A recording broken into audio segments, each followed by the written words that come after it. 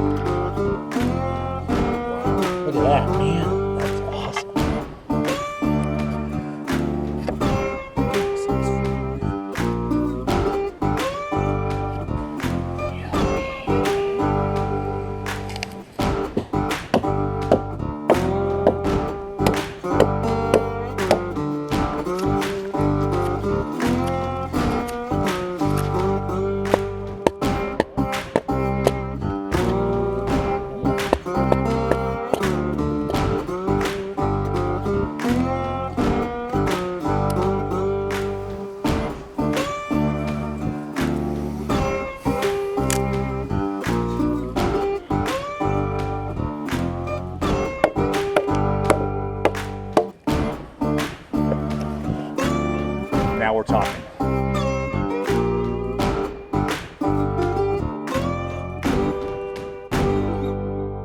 All right, folks, we're going to jump into this review first off by going through kind of the random fixed blades that I maybe only have one or two of that particular company before we jump into, like my K-bars, my SEs, my tops, and some of the other knives out there that I have in the collection that stick with me and I just can't seem to get rid of and just have lasted the year.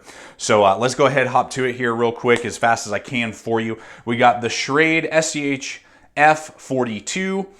This is a great knife, 1095, good fit and finish, great companion blade, under 50 bucks, designed by Brian Griffin, and I believe to date the best knife that Schrade has produced. So they did a really good job with this knife, and they now also have the non-recurved version. I believe that's the 42D, I believe is what that's called. But man, great knife. We've done a couple of different reviews on it, and I really, for the price, it's very difficult to beat that particular blade if those are the things that you're looking for.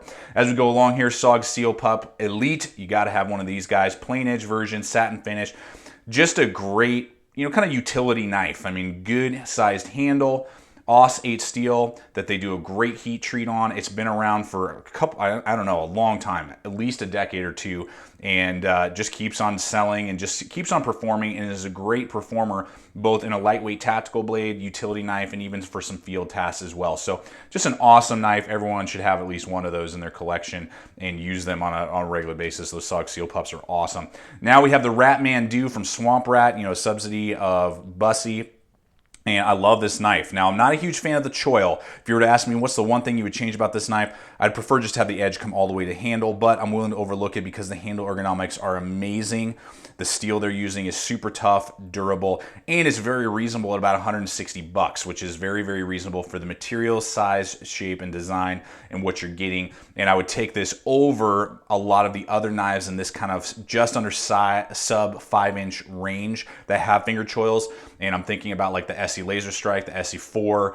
I'm kind of pulling a blank now on a couple of the other knives that are out there. But those would be two that this knife for, I don't know, $40 more is not only going to produce a better quality steel, but much better ergonomics as well. So I love the Ratman Do, great knife. Now we have the Jave Wolf Bravo 4, we just recently did the review on this. This thing is a monster and a half, custom designed and custom made by Josh Wolf, who is an active duty Army sniper trainer. He does the Army Sniper School and is just a great guy in producing some awesome materials. CPM 3V steel. This thing is just a hair over a 1/4 inch according to my measurements and is just insane. This thing is awesome.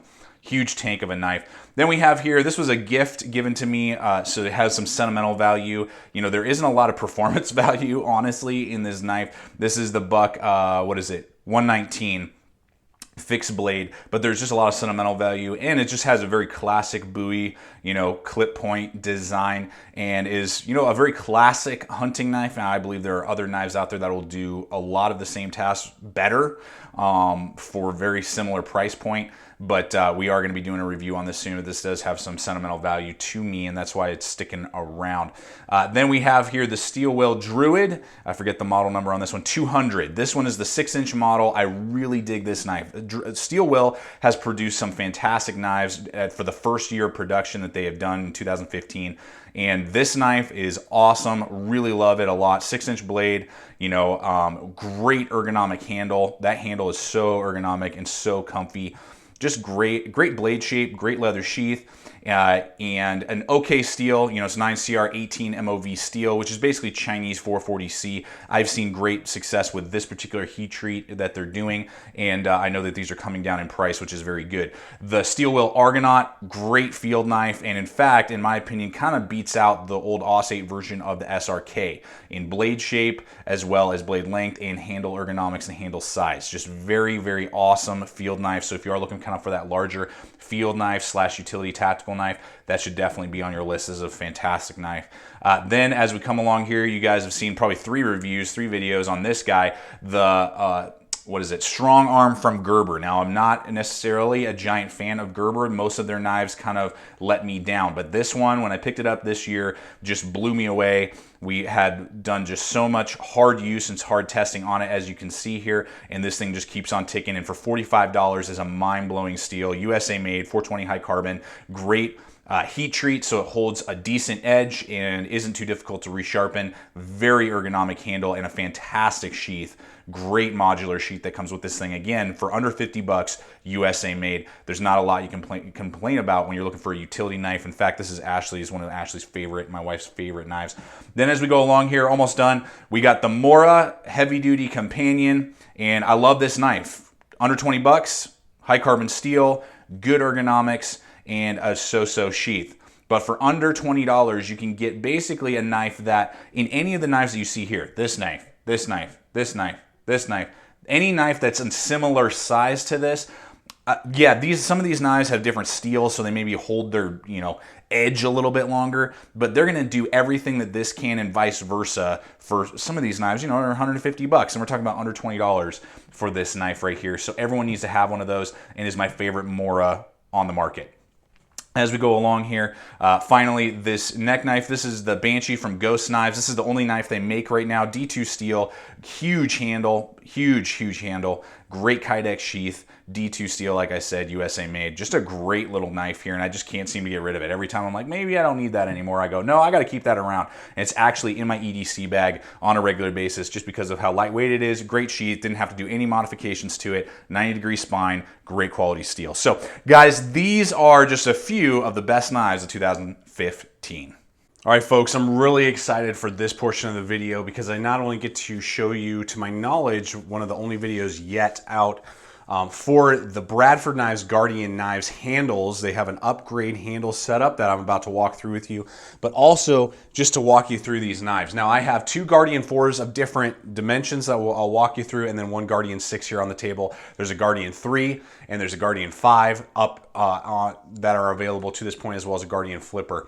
And the numbers just represent the cutting edge length. So for a Guardian 4, that's a 4-inch blade. Guardian 6, that's a 6-inch blade cutting edge.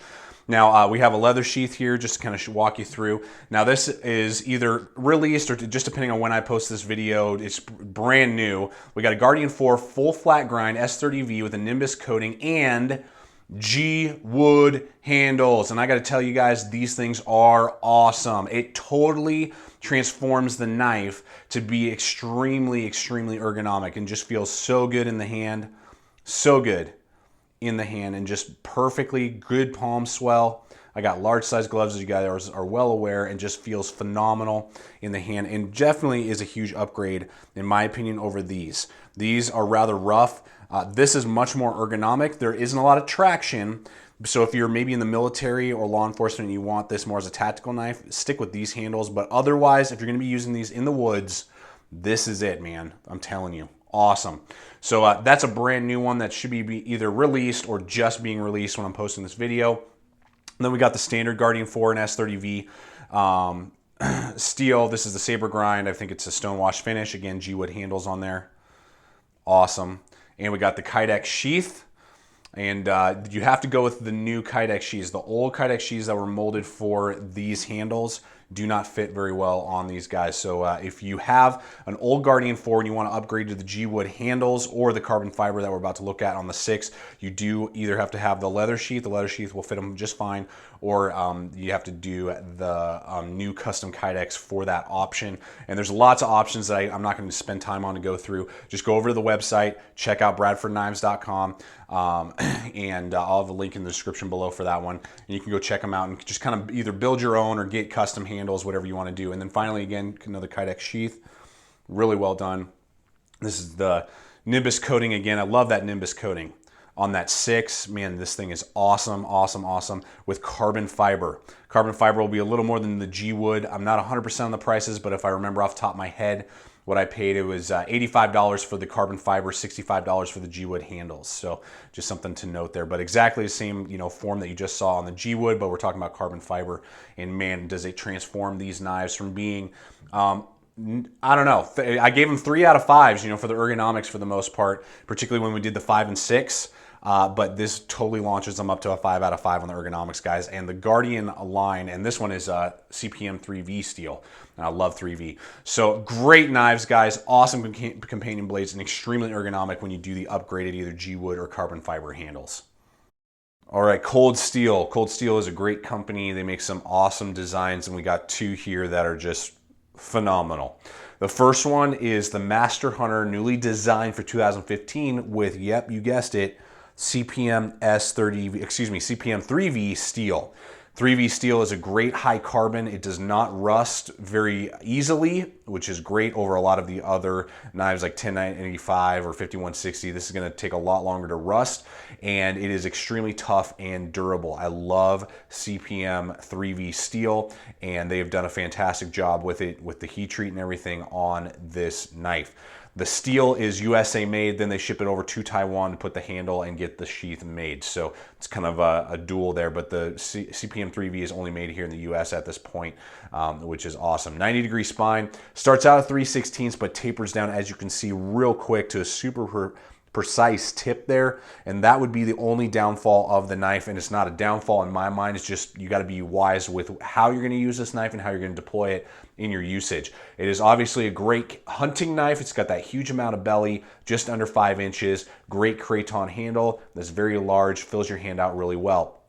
This is also a great camp knife as long as you have either a large hatchet or you have a large fixed blade with you to do your harder tasks. This is not going to do well with prying, obviously with that really thin tip, but it makes it a phenomenal slicer for all sorts of bushcraft and camp tasks. This is a great knife for that at under $100, and you are getting a phenomenal sheath along with it. Their SecureX molded sheath, and the same is true on the next knife, which is, of course, the SRK. This is the newer version in VG1 steel, not laminated VG1. It's a little bit different than the original laminated Sami VG1 steel that they use. It's just a hunk of VG1, very similar to VG10 from what I can see, and an upgrade over the AUS 8 version that has been around for a while. To my knowledge, this is replacing the AUS 8 version. So they still do the Sami VG1 laminated, but then they also have this for about $15 to $20 less. You can get this version that's just a hunk of VG1 steel. The positive is that it's tougher and has a better edge retention than AUS 8.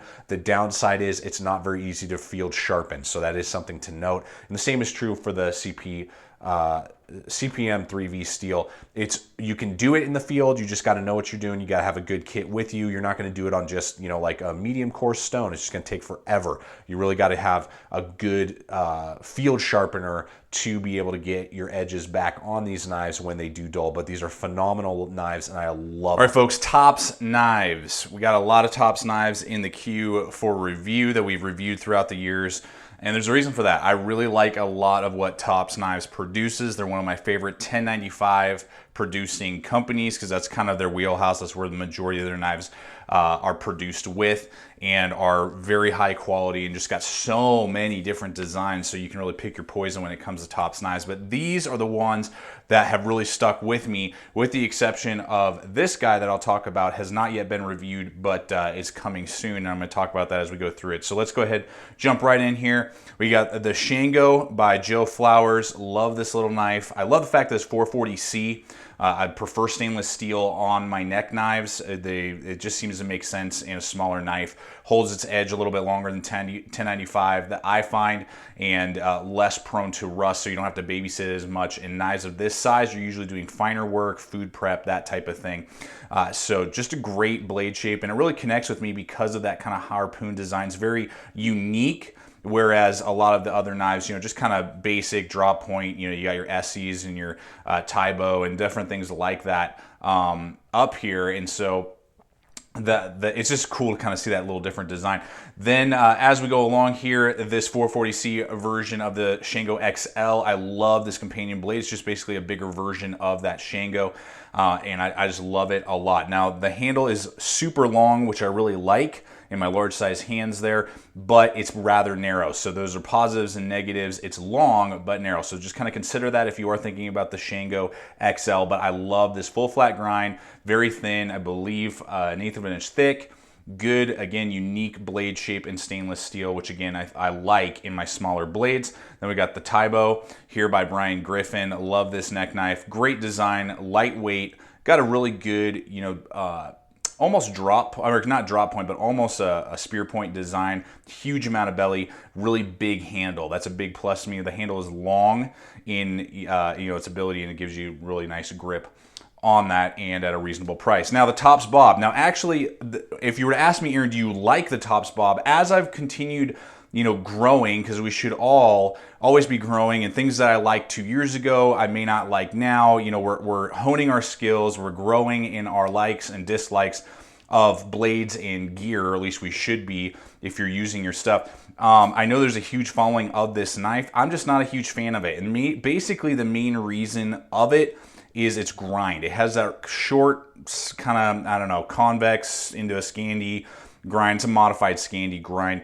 And at 3/16. And at this small a knife, at under 5 inches of cutting edge, it performs okay, but there are just other knives that I prefer, and it mostly comes down just to the grind. It's great quality, great ergonomics. There's a lot going for the knife, but if you were to ask me on the table, you know, is this one of your favorite knives on the table? It's really not. The only reason I keep it in the queue is for comparison, because so many people own it, so many people like it, so I just keep it around basically just to run it up against other knives as I go through, you know, the year, and just kind of show you, you know, size perspective or price point or whatever. So it's okay. It sticks around. It's definitely not mind-blowing. I much prefer the Tops Hog 4.5. The handle is more ergonomic, just phenomenal. If you're asking me what's the most ergonomic handle on the table, it's this guy right here of all these knives. This has just a phenomenally well-rounded, well-ergonomic handle. It's got a 3/16 of an inch spine, but it has a very high saber grind, and I just like the grind a lot better. And I find for my use, it performs better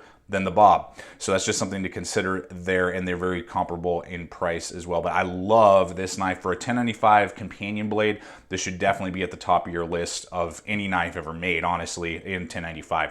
And as we go along here, now again, this has not been reviewed, but I picked this up from one of our viewers, Mike. We worked out a deal and I bought it from him, and I got to tell you, I was, you know, I'm like, I don't know if this is going to be a good knife, bad knife. And I got to tell you guys that so far I am loving this knife. Loving the blade shape, loving that clip point, loving the river wash, loving the size.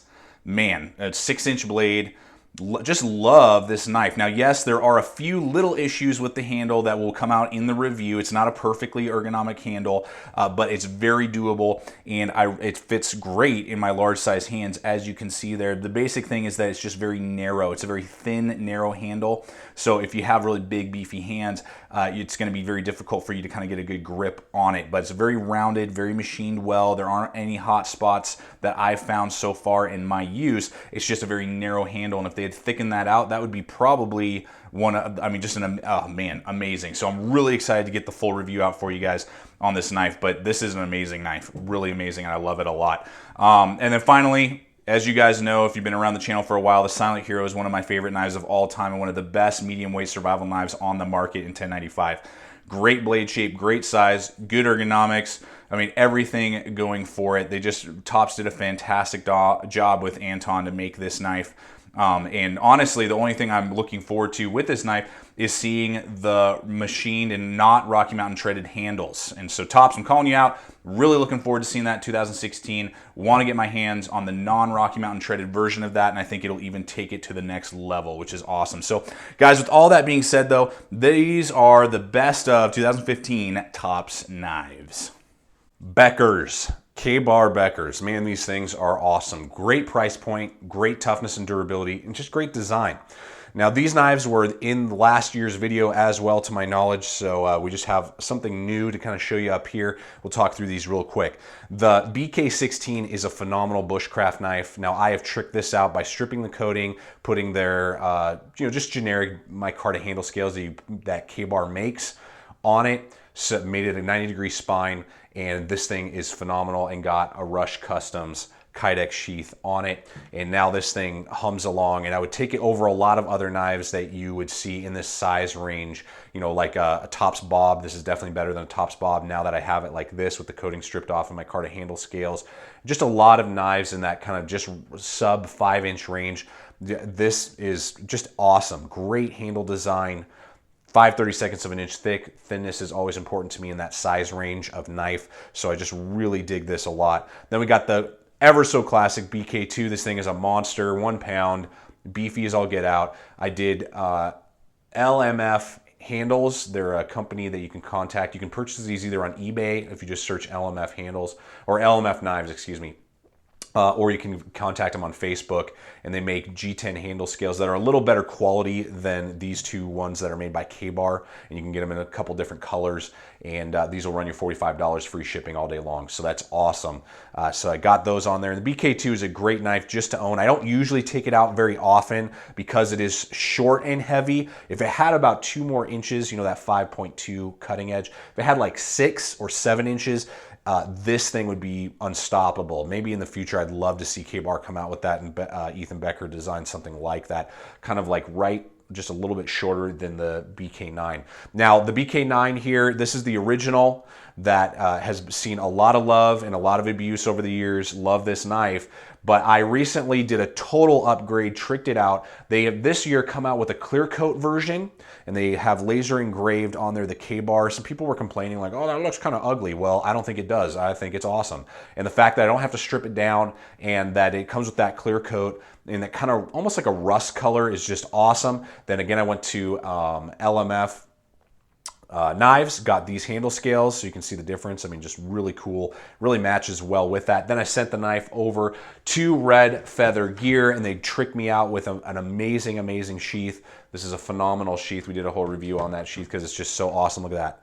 Gideon's Tactical logo, laser engraved. So now with this BK9, with these handle scale upgrades, the Kydex sheath upgrade, this thing is unstoppable and just a phenomenal knife. Love this knife so much, and trumps a lot of other bigger blades. So guys, there's the Beckers. These are great knives. I would recommend any one of them. You can't go wrong with a Becker knife. They're just, for the price, are really, really well done, and love them. Okay, so I think we have some brand new Ontarios, and the ones that I had are completely gone because these two are awesome. What we have here is the Ontario SP5, which was retired but then brought back. Cool story behind that. I won't go into it today, but if you want to research that a little bit, cool story on how they discontinued that and then they decided to bring it back. And then the SP8 Survival Machete. Now, we've reviewed both of these this year, and I got to tell you, For the price point, wow. For bigger blades, Ontario's got it nailed down with these two knives. Now, for the SP5, this weighs 1 pound, so it's the same weight as a Becker BK2, but as you can see, we got a 10-inch knife here with a 9-inch cutting edge.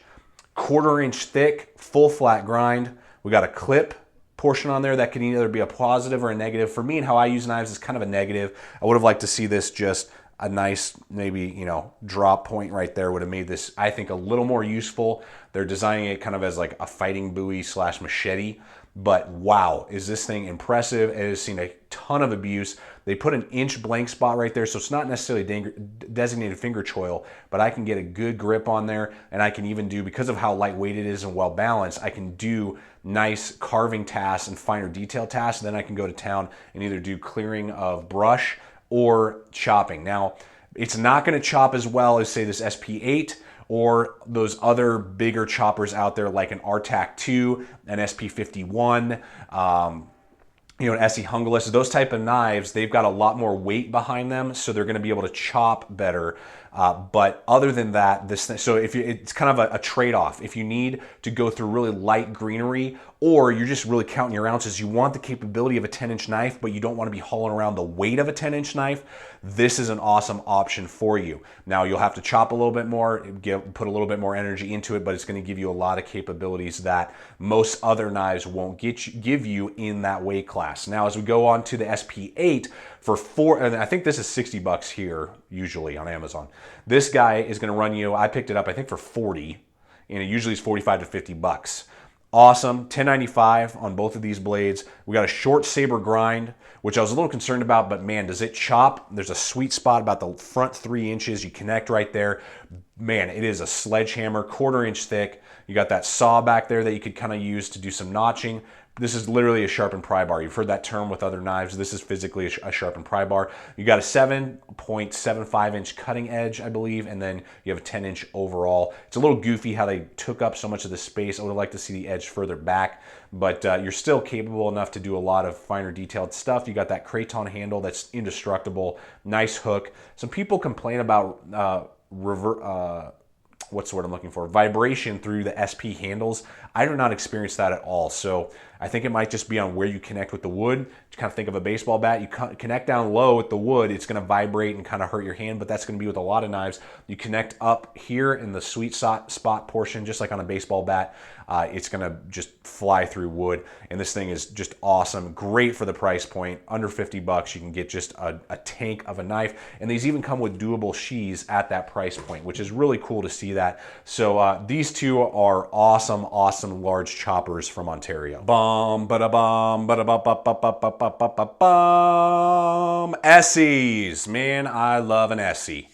Honestly, guys, when it comes down to it, there's nothing wrong, and I prefer actually a lot of the time to customize my blades. You know, there's nothing wrong with getting like a Becker, getting custom micarta handle or G10, getting a Kydex sheath, doing all that type of stuff. There's nothing wrong with that. And you know, there are a lot of really good knives out there from a lot of the companies you're going to see on the table here today that make great knives, but there's usually something you've got to upgrade, either the handles, the sheath, something like that. And this is the deal. With Essie, you don't need to do that. They're not perfect knives, but they are literally, for the most part, very few of them you have to do any sort of upgrading to. You buy it, you forget it. And that's what is great about Essie.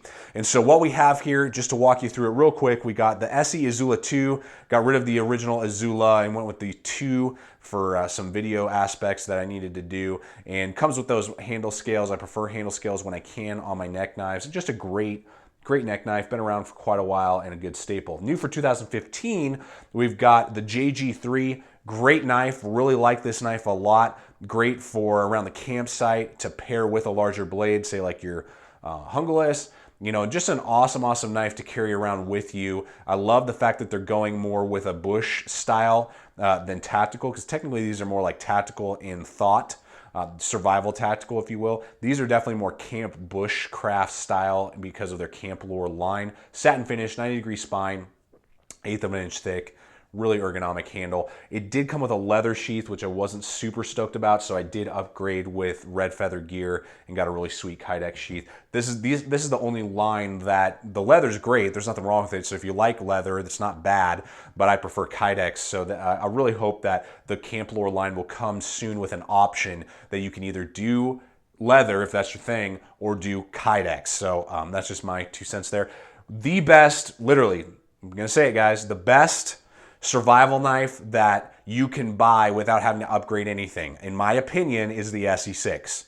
Now, there are other knives that when you trick them out a little bit, maybe you get a sheath for them, maybe you do some handle scale modification, whatever, they may perform a little bit better, be a little more ergonomic, maybe provide something that the SE6 can't. But for $115 at knifeworks.com all day long, you're getting USA made 1095. It's a medium weight survival knife that comes with ergonomic handles. Yes, they're a little blocky. You can upgrade them if you want to, but they're by no means bad compared to other knives on the market. And then you got a very doable molded plastic sheath that really doesn't need to be upgraded. I have no plans on getting a custom sheath for the SE6 at this time. So you buy it, you forget it. You don't have to do any upgrading. You can if you want to, that's great, but you don't need to. And it is literally for the money. When people ask me, hey, well, like, I'm looking for like a survival knife, what do you recommend? Bam, SE6 every time to date. Finally, the, what is it? SE Hungerless, the monster of all monsters when it comes to a production chopper. They got so many things going for this knife. 10 inches, love that. 3/16 of an inch thick. Very high saber grind, so you're going to be able to do all sorts of different cutting, chopping, all sorts of different tasks, batoning, machete work, large hatchet work, all that type of stuff. More ergonomic handles than even you see on the SE6. They've rounded off the angles, so I don't think you would ever need to upgrade these, and I would give these a perfect rating on the handles. Great hook out the back. And then one of the other things is that this is by far, for a production knife, the best Kydex sheath money can buy, and it comes with the knife. It's great, fantastically designed, and you're buying this for right around 150 bucks. For the SE Hungerless, you're getting a 10-inch, 1095 USA made knife with micarta with a phenomenal Kydex sheath. Yes, you can upgrade it if you want to, but I have no plans to ever upgrade my SE Hungerless sheath because it's awesome. This thing is awesome. So guys, that's why SE is one of my favorites on the table. You buy them, you forget it, and for the most part, there's very little you would ever need to upgrade with these knives, and just phenomenal setup here on the table. All right, folks, up till now we've seen production knives, but I'm gonna throw in one custom, and it's by far a knife that not only just means a lot to me, but is, in my opinion, probably overall, if you could take just one knife from all the ones that you've seen, this is going to be the one, and there's a reason for that. This is the Dark Timber Grizzly. This is made by Peter Kohler, and after having worked with Peter Kohler, it's just been a real pleasure not only to consider him a friend, but also to have a knife that not only has all of his heart and soul put into it, but has the things that I wanted in a knife. And this is not necessarily an amazing knife because it's better in its performance than any of the other knives you've seen here on the table. In a lot of ways, it'll perform very similar to most of the other kind of bigger knives here on the table that you've seen today. But this knife, it stands head and shoulders above the rest because the handle is exactly how I wanted the handle, and we talked about that and what was the thickness that I wanted in the knife, and where did I want this, and how did I want the drop of the tip, and all those type of things go into it. So for me, I got basically a custom knife, which it is. It's a fully custom knife for me according to my specifications that I wanted in a knife. So I'll just walk you through this here real quick. This Dark Timber Grizzly, what we're looking at from the handle to the tip is 9 inches. We got an 8-inch actual cutting edge. And that's something to note, is that the more I use knives, I would really like to see more 8-inch cutting edged knives. Because I really feel like that's a sweet spot, at least for me, that it's a single tool option if I want to. It'll be able to baton larger pieces of wood. It's because of its size, it'll be able to chop rather well. As long as the handle's designed well and the blade's designed well. But it's also small enough that I can still do almost all of my fine tasks. You see there's this hole in the 8-inch cutting edge blade market. There's not a lot of knives out there that meet that criteria. They're either 7 inches or they're 9 or 10 inches. And so there's that 8-inch that I think really is a great sweet spot, and that's why I picked 8 inches on the cutting edge for this knife. We're looking at a 1/4 inch thick W2 steel with a very high saber grind convex edge. We got koa wood handles. You can pick all sorts of different stuff. I mean, these are fully customizable knives, guys. You got the front finger hole that I could run paracord through if I want to, but the hook on the back end is just amazing and just fills out my hand so well. And this is a true survival knife, guys, that you could really do just anything and everything with, and I'm just so pleased with that. Then we also have a Yellow Hawk Kydex sheath. These are the hardest and toughest, most durable Kydex sheaths I've seen by custom makers.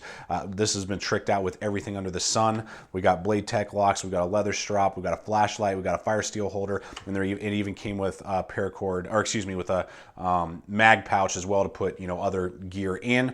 So that's from Doug Wilson. And then finally also with this sling, this is a Baldric sling from Jacob Peterson. You got a lot of paracord on there and you can carry it over your shoulder. So, I mean, this is just an amazing setup. And by far, guys, my favorite blade that you'll see here today on the table because of it being basically custom made for me. Well, folks, I hope you've really enjoyed this particular video. Again, you can go over to the Giddings Tactical homepage, check on all of our different playlists, and every single knife that you've seen here, for the most part, there may be one or two that I haven't quite finished, you know, filming and, you know, producing yet. But you're going to be able to find almost all the knives that you just saw there in full field testing and reviewing.